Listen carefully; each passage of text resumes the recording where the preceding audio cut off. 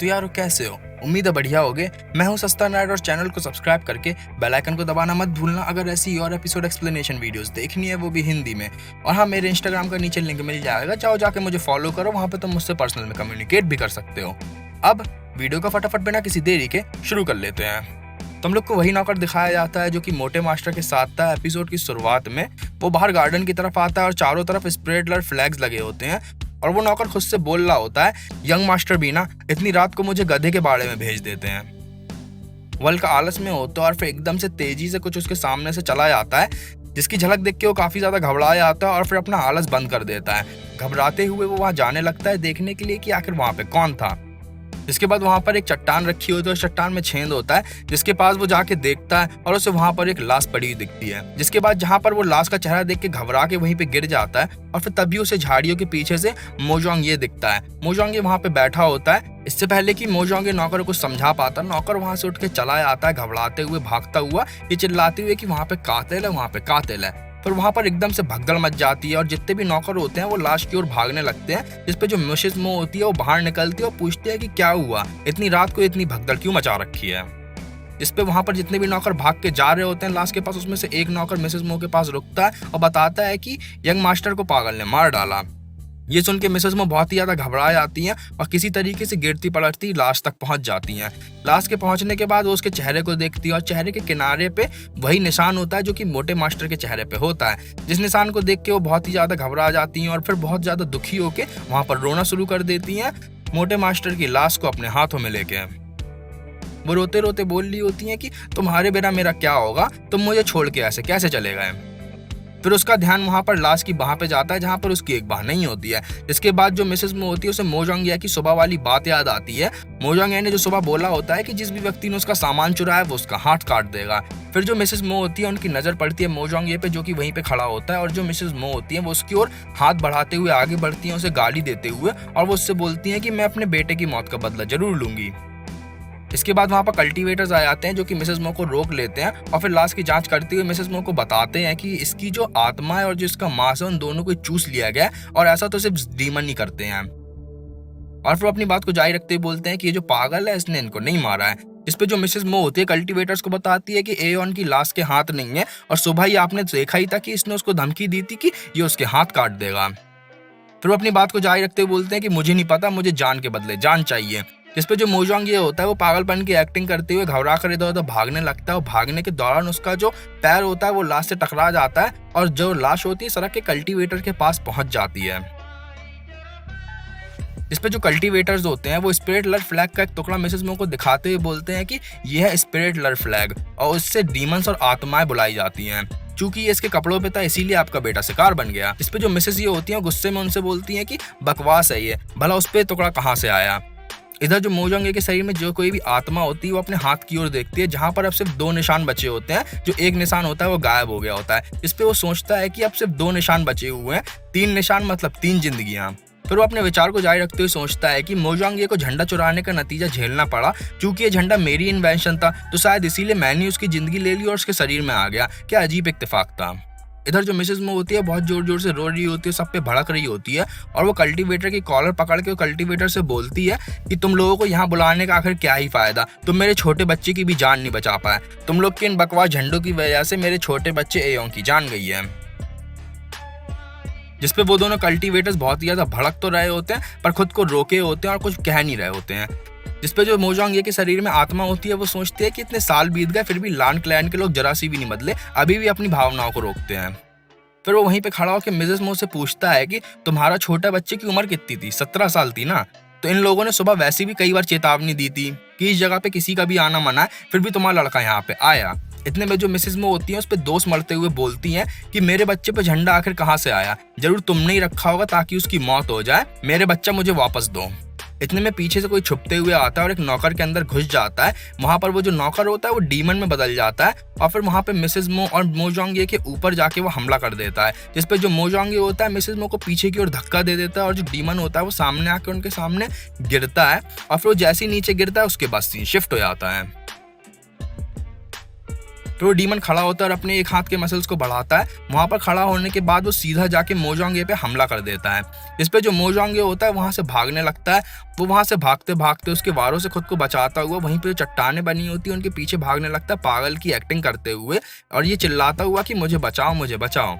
इतने में जो डीमन होता है चट्टान में बने हुए छेदों से देखता है और फिर सामने से आके एकदम से उस पर हमला कर देता है। इतने में जो मोजोंगे होता है अपना हाथ पीछे छुपा के अपनी उंगलियों में एक लाल रंग का जादू सा बना लेता है, और फिर इससे पहले कि वो उस डीमन को मार पाता, ऊपर से एक तलवार आती है और डीमन के हाथ से टकरा के दीवार में घुस जाती है। इसके बाद जो एक कल्टीवेटर होता है, कल्टीवेटर ऊपर से उड़ता हुआ आता है, तलवार पे पैर रखता है, हवा में ऊपर उछल जाता है और उसकी जो तलवार होती है वो उसको अपने हाथ में ले लेता है और फिर वहां पर डीमन के ऊपर जाके हमला कर देता है, और दोनों के बीच हम लोग को एक बहुत धांसूस लड़ाई दिखाई जाती है। इस पे जो कल्टीवेटर होता है उस डीमन पे लड़ाई के दौरान एक पर्ची सी, एक कोई सील सी होती है उसके माथे में चिपका देता है। उस सील के चिपक जाने के बाद जो डीमन होता है वहीं पर बहुत ज्यादा चीखता है, चिल्लाता है, उधर उधर भागता है। फिर वो अपना मुंह ऊपर की तरफ खोल के उसके मुंह से काले रंग की एक अजीब सी एनर्जी से निकलने लगती है, और फिर जब वो पूरी की पूरी एनर्जी निकल जाती है जो डीमन होता है वहीं पे मर के नीचे गिर जाता है। फिर वो दोनों कल्टीवेटर्स उसकी लाश को पास से जाके देखते हैं, जिसपे जो पहला कल्टीवेटर होता है वो देख के घबरा जाता है और घबराते हुए बोलता है कि ये तो, इतने में जो दूसरा कल्टीवेटर होता है उसकी बात को पूरा करते हुए बोलता है कि ये तो यंग मास्टर की लाश जैसी दिख रही है, इसकी भी जो आत्मा है वो चूस ली गई है इसके सारे के सारे मांस के साथ। फिर उसके बाद सीन शिफ्ट हो जाता है। फिर एकदम से वहां पर जितनी भी रोशनी होती है वो बुझने लगती है और वहां पर बहुत जोर जोर से हवाएं चलने लगती हैं, और जो मिसेज मो होती हैं वो घबरा के कोने में छुप के बैठ जाती हैं, बोल रही होती हैं कि यहाँ पे भूत है, यहाँ पे भूत है। ये कहते हुए वो एक कोने में छुप के बैठी होती हैं कि जो सामने कल्टीवेटर होता है वो मिसेज मो से बोलता है कि आप वहीं पे रहिएगा, इधर उधर मत भागिएगा। फिर जो दूसरा कल्टीवेटर होता है वो अपने हाथ में जादू से 3 कागजों की बनी हुई सील सी लेता है, और फिर वो गोल्डन कलर में चमक रही होते हैं और उसको 3 कोनों में फेंक देता है। जिसके बाद वहां पर एक गोला सा बन जाता है, जिसको देख के जो मोजोंगे के शरीर में आत्मा होती है वो सोचती है कि स्पिरिट एक्सपल्जन एरे, वाह ये लोग अपनी उम्र के हिसाब से काफी ज्यादा एक्सपर्ट है कल्टीवेशन में। जिसपे जो पहला कल्टीवेटर होता है दूसरे से बोलता है कि एरे तो हम लोगों ने पहले भी लगाया था, फिर भी कोई भी हानि नहीं दिख रही है, कहीं ऐसा तो नहीं है ये कोई खूनखार भूत हो। जिसपे जो दूसरा कल्टीवेटर होता है पहले वाले से बोलता है कि ये जरूर एक खूनखार भूत ही है, अगर ये हर 7 दिन में शिकार कर रहा है, और अगर हम लोग इस वाले की बात करें तो इसने अभी हाल ही 2 लोगों को मार दिया। येलिंग के लड़ाके के बनाए हुए नियमों के हिसाब से ये खूनखार भूत तो है ही, पर मुझे ऐसा लग रहा है कि कहीं उससे भी ऊपर तो नहीं है। इस पे जो पहले वाला कल्टीवेटर होता है वो बोलता है कि तो क्या हमें मदद का सिग्नल भेज देना चाहिए। जिस पे जो दूसरा कल्टीवेटर होता है बोलता है कि हाँ भेज दो, इससे हम जूनियर तो नहीं निपट पाएंगे, किसी बड़े वाले को ही आना पड़ेगा हमारी मदद करने के लिए। तो जो पहला वाला कल्टीवेटर होता है वो बोलता है कि अगर हमने मदद भेज भी दी तब भी कोई फायदा तो है नहीं, अगर वहाँ पे कोई सीनियर नहीं होगा तो फिर हम लोग की मदद क्या ही होगी।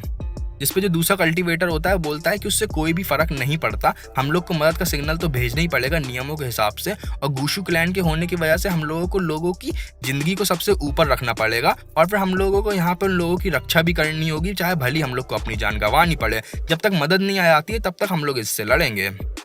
फिर वो ऊपर की तरफ सिग्नल छोड़ देते हैं। सिग्नल को देख के जो मोजोंगे के शरीर में आत्मा होती है वो सोचती है कि मेरी किस्मत आखिर इससे भी ज्यादा क्या बुरी हो सकती है, अगर कोई यहाँ पर पुराना वाला व्यक्ति आ गया तो फिर तो मेरे लिए समस्या हो जाएगी। इतने में जो पहला कल्टीवेटर होता है दूसरे से बोलता है कि जियांग चलो चल के इस पूरे इलाके की जांच करते हैं। इसके बाद जो मोजोंगे के शरीर में आत्मा होती है वो सोचती है कि मैं चाह के भी यहाँ से नहीं भाग सकता जब तक मेरे हाथ में ये घाव है। इतने में जब वो अब की बार अपना हाथ देखता है तो उसके दोनों घाव ठीक हो चुके होते हैं, और वो सोचता है कि मोजियांग और एयोंग को मिलके 2 लोग हुए, तो फिर इसके हिसाब से सिर्फ 2 ही घाव ठीक होने चाहिए, यहाँ पर मेरे सारे के सारे घाव ठीक कैसे हो गए, कहीं ऐसा तो नहीं है कि जो मिसेस मो है वो भी भूत बन गई हो। वो इतना बोल ही पाता है कि जिधर कल्टीवेटर होते हैं जांच कर रहे होते हैं उनका ध्यान जाता है, और वो बोलते हैं कि जो एयोंग का उल्टा हाथ है वो गायब है, जबकि मोजोंग पे जब उसने हमला किया था तब उसने उस पर दोनों हाथों से हमला किया था। फिर इधर पर जो मिसेस मो होती है वो भी ज़ॉम्बी बन जाती है।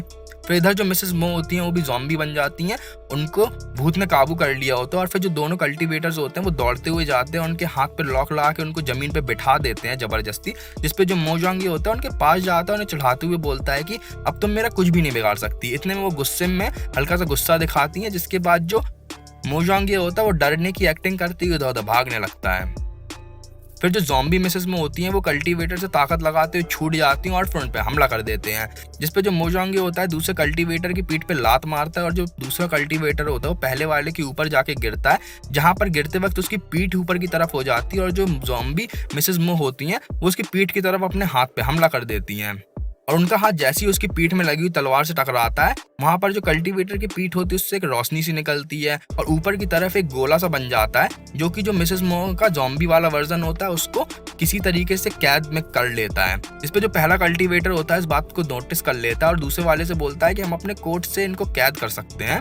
फिर जो दूसरा कल्टीवेटर होता है दौड़ता हुआ जाता है, अपने कोट को हवा में उछाल देता है और जो नीचे मिसेस मो का ज़ॉम्बी वाला वर्जन होता है उसकी ओर घेरा सा बना लेते हैं और फिर दोनों अपनी तलवारों में जादू करके उसे जमीन में गाड़ देते हैं और वहां पर घेरे में उनको काबू करने की कोशिश करने लगते हैं। इस पे जो ज़ॉम्बी मिसेस मो होती हैं वो बहुत ज़्यादा ताकत लगाने के बाद उस घेरे को तोड़ देते हैं और फिर वहाँ पे उन दोनों के दोनों कल्टीवेटर से लड़ने लगते हैं। जहाँ पर जो मोजोंग ये होता है वो देखता है कि वो कल्टीवेटर्स पे भारी पड़ रही हैं, तो फिर वो दोनों लाशों के पास जाता है और उनको जिंदा करता है और उनके कान में बोलता है कि मिसेस मो के उल्टे हाथ को जाके उनसे ले लो, जाके उन पे हमला कर दो और उनको तबाह कर दो।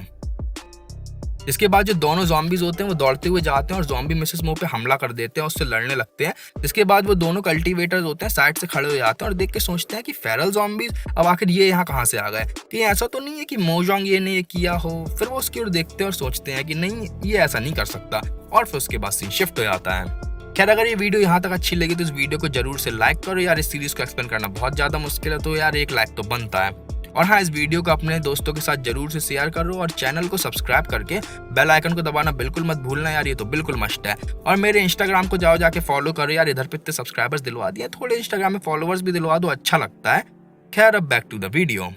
फिर वहाँ पर दोनों ज़ॉम्बीज मिसेस मो के ज़ॉम्बीज से बहुत जोर से लड़ने लगते हैं और पहले तो उन पे भारी पड़ रहे होते हैं, पर जो मिसेस मो का ज़ॉम्बी होता है वो एक ज़ॉम्बी को वहीं पे मार देता है और फिर जो उनका बेटे का ज़ॉम्बी होता है वो दौड़ता हुआ आता है, उन पे हमला जैसी करने जा रहा होता है कि जो मिसेस मो होती है उन पे हल्की सी कॉन्शियसनेस वापस से लौट आती है और वो देख के सोचती है कि मेरा बेटा, इतने में जो भूत होता है वो दोबारा से उन पे काबू कर लेता है और फिर वो अपने बेटे के ज़ॉम्बी को भी पकड़ के जोर से एक जगह पे दे मारती है और फिर उसकी भी मौत हो जाती है।